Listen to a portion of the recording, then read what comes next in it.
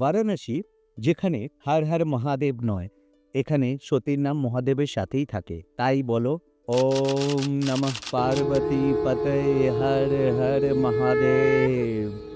বারাণসী অনেক নামে আমাদের কাছে পরিচিত, যেমন কাশী, অভিমুক্তা, আনন্দকানন, মহাশ্মশান এবং রুদ্রবাস। বারাণসী ভারতের সপ্তপুরী তীর্থস্থানের মধ্যে একটি।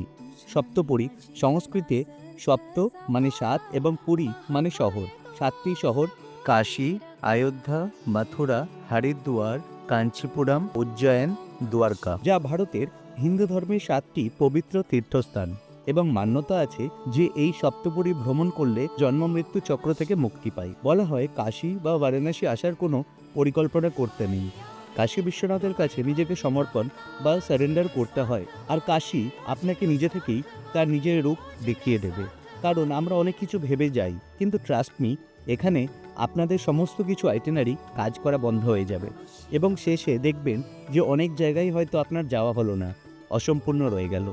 যাই হোক, আমরা ভিডিও স্টার্ট করব শিবনগরী, কাশী বা বারাণসী থেকে।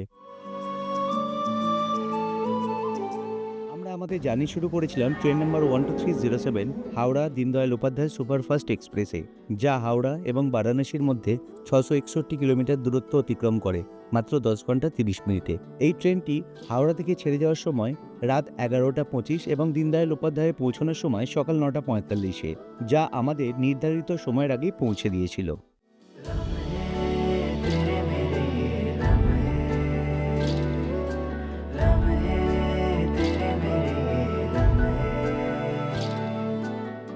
আর আপনাদের এও জানিয়ে রাখি, আপনারা স্টেশনের বাইরে এসে অটো বুক করে দীনদয়াল উপাধ্যায় স্টেশন থেকে বারাণসীর উদ্দেশ্যে রওনা দিতে পারেন।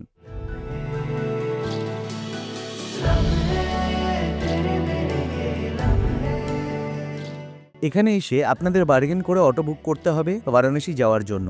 তবে বারাণসীতে সবথেকে ভালো জায়গা গদুলিয়া চকের আশেপাশে থাকা, না হলে অযথা টোটো বা অটো বা রিক্সা ভাড়া করতে হতে পারে। আমরা হোটেল নিয়েছিলাম শিবালাঘাটের কাছে, হোটেল পিকাসো। খরচ পড়েছিল 1500 টাকা।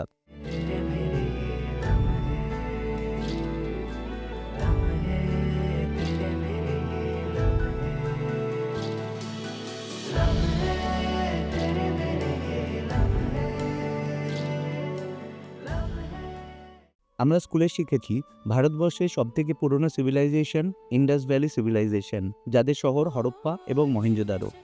কিন্তু ভারতীয় সংস্কৃতি অনুসারে বেনারস সবথেকে প্রাচীন এবং পুরনো শহর।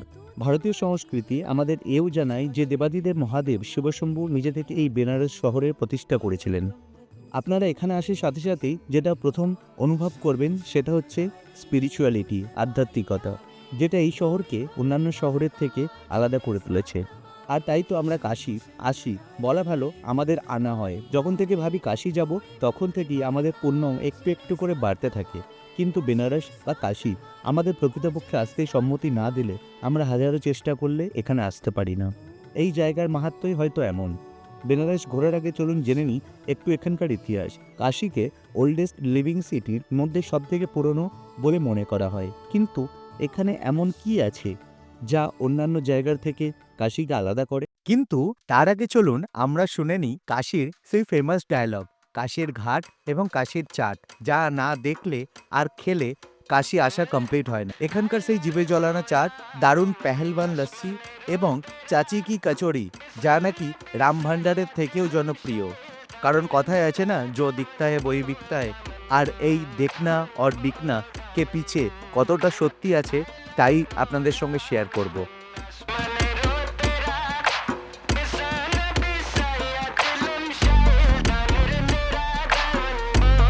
ফেমাস টমাটার চাট, সেটাও অর্ডার দিতে বাধ্য হলাম।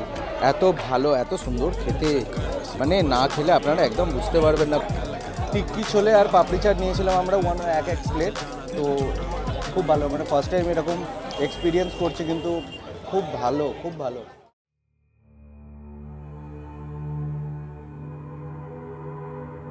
বৈদিক সময় থেকেই এখানে নানা রকম সেটেলমেন্ট হয়েছিল এই গঙ্গা নদীর তীরে। হয়তো তখন থেকেই বেনারসের সৃষ্টি, কিন্তু কোনো এক্স্যাক্ট ডেট না থাকার কারণে এবং বুদ্ধিস্ট টেক্সট অঙ্গুতারা নিকায়াতে 6th সেঞ্চুরি বিসিতে কাশীর নামের উল্লেখ পাওয়া যায় এবং তখন থেকেই আলাদা আলাদা রাজরাজাদের অন্তর্গত, যেমন মৌর্য, গুপ্ত এবং কুষাণ। 12th সেঞ্চুরি থেকে কাশীর আকাশে নেমে আসে কালো মেঘ এবং তখন থেকেই মোহাম্মদ ঘড়ি, খিলজি এবং ঔরঙ্গজেবের সময় নানাভাবে এই শহরের ওপর আক্রমণ চলতে থাকে। নানা মন্দির এবং সংস্কৃতির ধ্বংস করা হয়। 1947-এর পর থেকে বেনারস ব্রিটিশদের হাত থেকেও রেহাই পায়। গঙ্গা এবং বেনারস এর এক গভীর সম্পর্ক আছে। হিন্দুদের কাছে গঙ্গা কেবল একটি নদী নয়, বরং দেবী সমান মানা হয়। আর এখানে ভারতের নানা প্রান্ত থেকে মানুষ আসেন গঙ্গায় ডুব দিয়ে শরীর এবং মনের শুদ্ধির জন্য। বেনারসে টোটাল 84টি ঘাট আছে, স্টার্টিং ফ্রম বরুণা ঘাট এবং আশি ঘাট। এই ঘাটের আরতি দেখতে দেশের হাজার হাজার মানুষ ভিড় জমায় ভোরবেলায় এবং সন্ধ্যাবেলায়।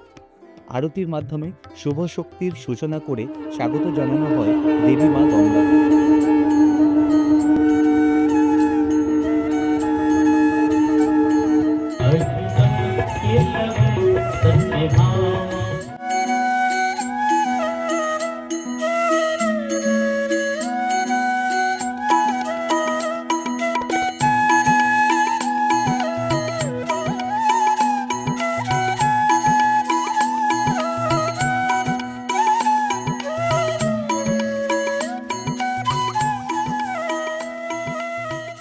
এই রীতি চলে আসছে অনেক যুগ ধরেই। অনেকেই বারাণসীতে জীবনের অন্তিম সময়ে আসেন, কিন্তু কেন? তার জন্য আমাদের মুক্তি বা মোক্ষ বা স্যালভেশনের ধারণা সম্পর্কে একটু জেনে নিতে হবে।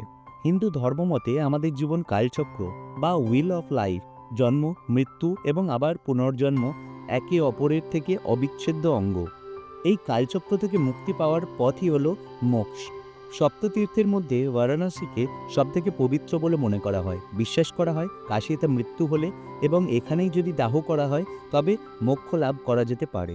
তাই বারাণসীতে মৃত্যু দুঃখের নয়, এখানে মৃত্যুকে সেলিব্রেট করা হয়।